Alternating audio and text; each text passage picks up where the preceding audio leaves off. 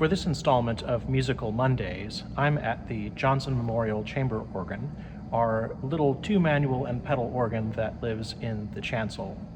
And I thought for this video I would take you behind the scenes and under the hood of a profound chorale prelude for Holy Week by Johann Sebastian Bach, O Mensch, bewein, dein, Sünde, from his collection, the Orgelbüchlein, or the Little Organ Book.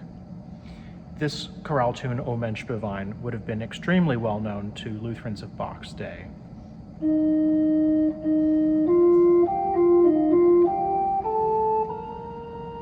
And it's all about how Jesus has come to bear the sins of the world on the cross. Bach uses this chorale actually to end the first part of his St. Matthew Passion. This is what's called an ornamented chorale prelude. And so what happens is that melody is added, there's a lot of ornamentation added to it to make it more expressive. The congregation in Bach's time undoubtedly would have recognized the tune right away underneath all of the filigree.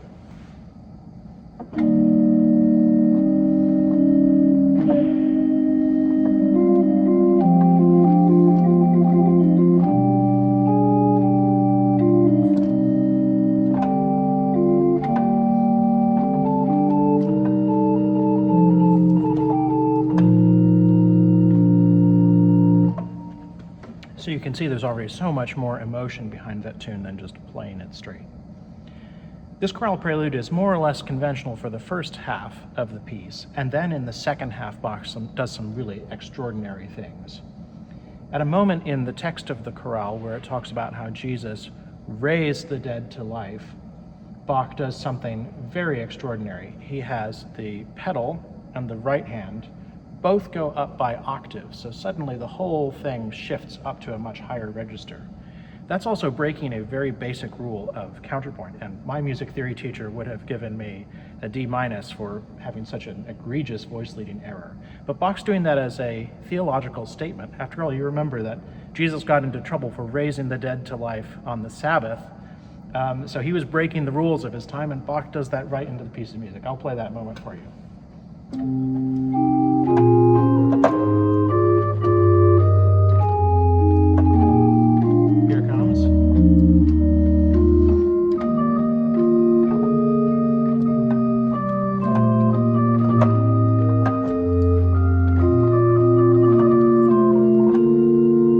Sends shivers down my spine every time I hear that.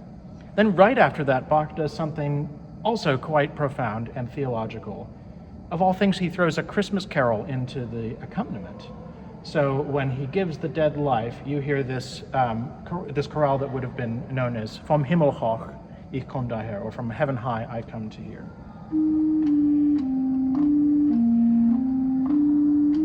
So listen out for that chorale in the left hand as I play this, what comes right after that.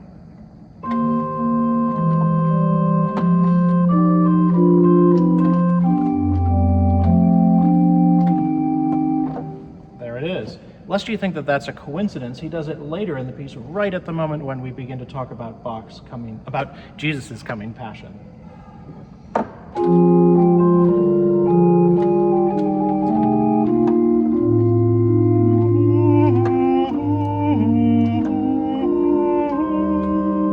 Just utterly profound moment that talking about the whole reason for his incarnation was this moment. Then finally, the last extraordinary move is at the very end of the piece.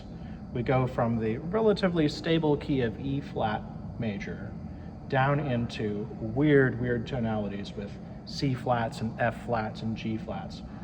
In the tuning system that Bach would have used, which I've set this organ to, not all half steps are equal. So those chromatic moments when we have C flats and F flats come across as very disturbing because those keys are not meant to be played in on the organs of this time.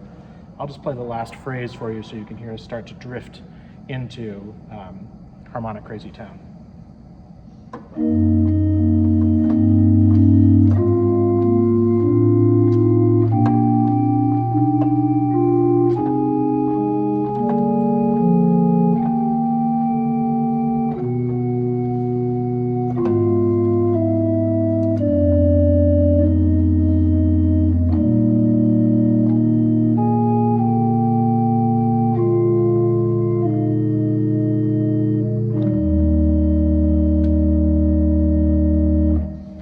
that just spine tingling. Not all those half steps are quite even. We don't have that same effect on a modern organ. Now I'll play this chorale all the way through for you, and you can listen out for those extraordinary moments of expressive theology.